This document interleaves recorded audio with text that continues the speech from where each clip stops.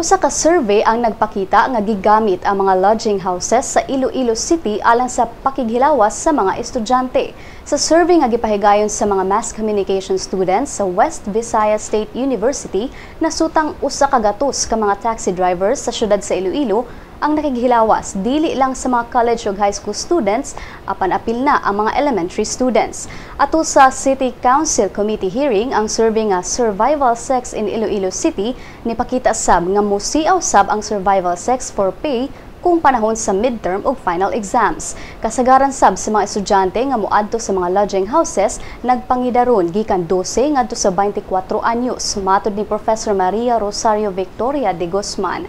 Sa usa ka semana, 63 ka mga taxi drivers ang mingdala og estudyante sa Katrina Lodge. Duna say gidala sa Anita, The Q, Sofia Lodge, Green Dragon Lodge, Queen's Court ug Moonlight Lodge. Samtang nasayrang pick-up o pick-upon ang mga estudyante sa mga lugar sa University of Iloilo, Iloilo Doctors College, sa mga plaza sa Arroyo Street, Mabini Street, Smallville Complex ug White House sa Baluarte, Molod District.